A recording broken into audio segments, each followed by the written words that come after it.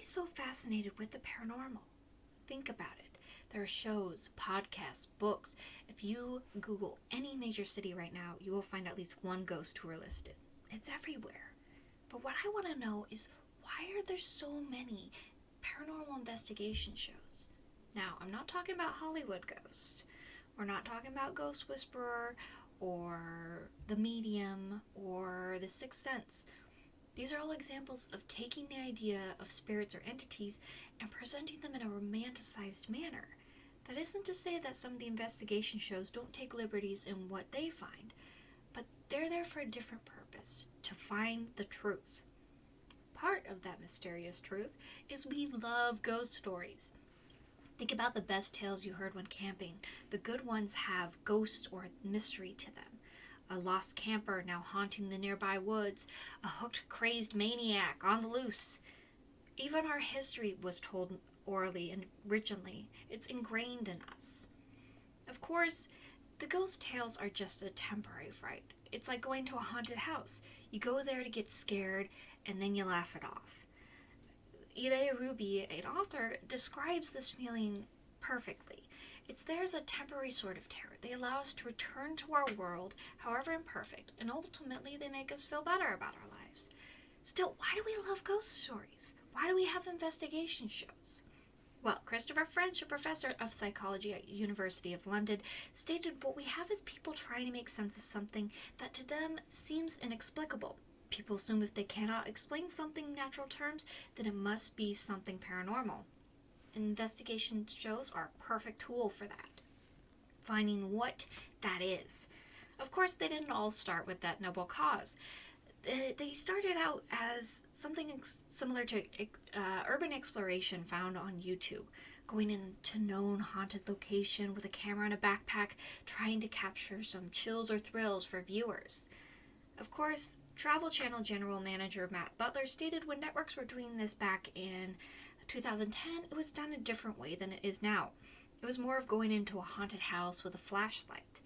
There was such a flood in the market of these ghost hunting shows that they eventually fell out of popularity until recently. Nowadays, of course, investigation shows are aimed more towards discovering the story behind the hauntings, knowing the history, what might have led to those different phenomenon people experience. Going back to Matt Butler stating that today we, as the paranormal shows, are trying to steer the creative to be story-driven because people want to hear great stories. Not just the spooky camp story type. Of course, that is always appreciated, but they want more details, more of that nitty-gritty stuff. What happened to that camper?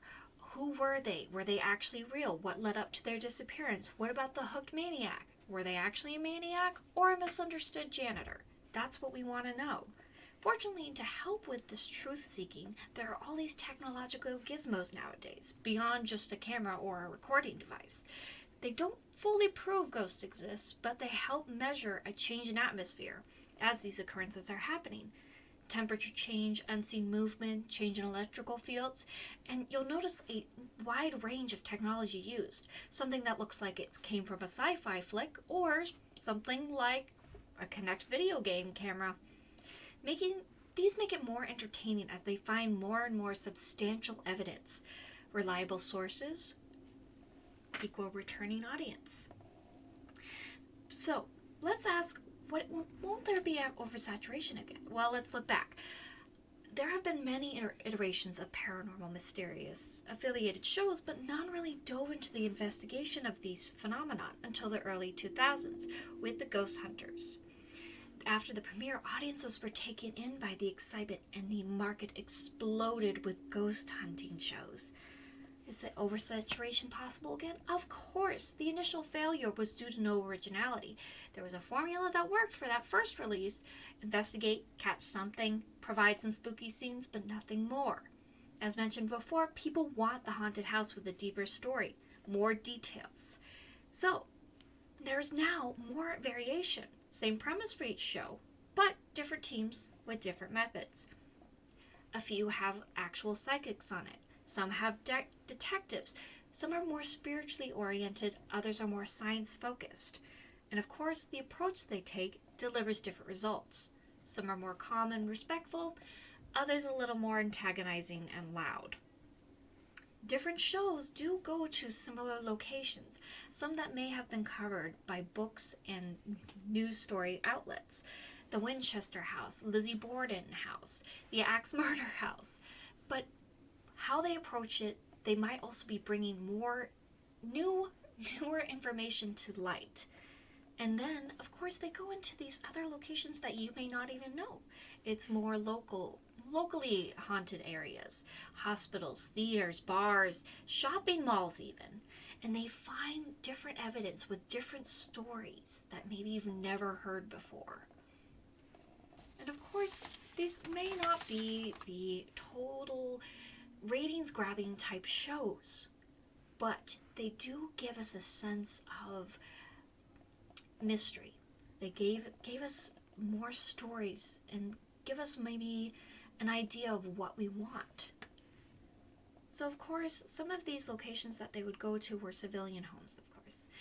Now, not all of them are major shows. Some started through non-traditional medias and have a fresh new method of telling stories, like BuzzFeed Unsolved.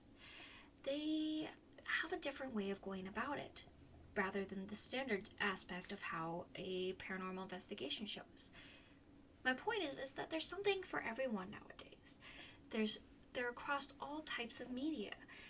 Of course, not all 100% of them are factual, but they do provide an entertainment aspect. Now, with newer technology and more involvement, newer teams bring distinct styles to the ghost hunting table. That's why we have so many. Different ways, different variations, and unique standpoints. And they have all great stories. That's why we have so many. Thank you for listening.